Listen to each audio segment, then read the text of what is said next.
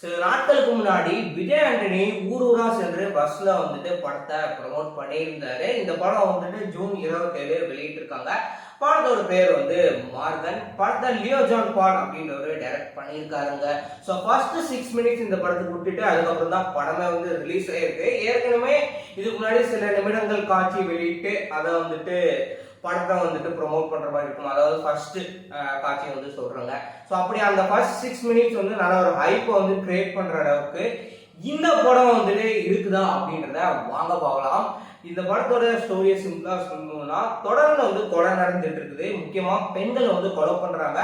கொலை பண்றதுக்கு முன்னாடியே ஒரு இன்ஜெக்ஷன் போடுறது மூலயமா அவங்களுடைய கலர் வந்துட்டு சேஞ்ச் ஆகுது.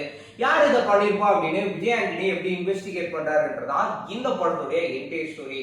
ஃபர்ஸ்ட் ஆஃப் ஆல் இந்த படத்துடைய கான்செப்ட் வந்துட்டு புதுமையா நம்ம தமிழ் சினிமாவுக்கு இருந்தது. பட் இருந்தாலும் நம்ம ஏற்கனவே சொல்லுவோம் இல்லையா, ஏற்கனவே வெளிநாட்டுல வந்து ஒரு படத்துடைய கான்செப்ட் தான் நம்ம தமிழ் சினிமாவை இன்ஸ்பயர் ஆகி வந்து எடுக்கிறாங்க அப்படின்னு சொல்லி அதே மாதிரி தாங்க இந்த படம் பார்க்கும்போது எனக்கு ஃபீல் ஆச்சு.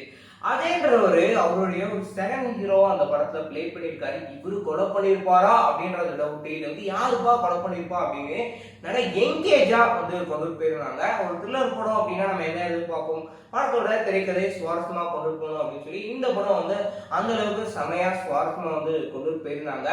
அதோடைய வீடாகட்டும் அவருடைய கேரக்டர் வந்துட்டு ரொம்பவே சூப்பரா கொடுத்திருந்தாங்க. அதே வந்து ஸ்விம்மிங் பூல்ல ஸ்விம்மரா வந்து இருக்கிறாரு, தண்ணிக்குள்ள அடியில பூந்துல வந்து தியானம் பண்றாரு, அதனால ஒரு ஞாபகம் வருது. இல்ல வந்து சின்ன சின்ன விஷயத்தை கூட வந்து அந்த அளவுக்கு ஞாபகம் வச்சிருக்காருன்றது இவருடைய கேரக்டர் வந்து அவ்வளவு சூப்பரா வந்து கொடுத்துருந்தாங்க. அதே சமயம் அவரோட வீட்டுல இன்டீரியர் ஆகட்டும் எக்ஸ்டீரியர் ஆகட்டும் அவருடைய பெயிண்டிங்ஸ் அவர் வீட்டோட அமைப்புலாம் பார்க்கும்போது இவரோட கேரக்டரை ரொம்பவே டீட்டெயிலா எஸ்டாப்ளிஷ் பண்ண மாதிரி ஃபீல் ஆச்சுங்க. மொத்தத்துல படத்துடைய சினிமோகிராஃபி பேக்ரவுண்ட் ஸ்கோர் ரெண்டுமே பார்க்கறதுக்கு அவ்வளோ சூப்பரா இருந்தது. இதை விட இந்த படத்துடைய திரைக்கதையாகட்டும் மெயினா படத்துடைய கான்செப்ட் வந்துட்டு புதுமையா கொடுத்ததுனால நம்மளுக்கு ஒரு வித்தியாசமான ஒரு படம் பார்த்த மாதிரியான ஃபீல் கொடுத்துருக்கு. பார்க்கணும்னு தாராளமா நீங்க இன்னும் இந்த படத்தை பார்க்கல அப்படின்னா பார்த்து என்ஜாய் பண்ணுங்க. அமேசான் பிரைம்ல அவைலபிளா இருக்கு.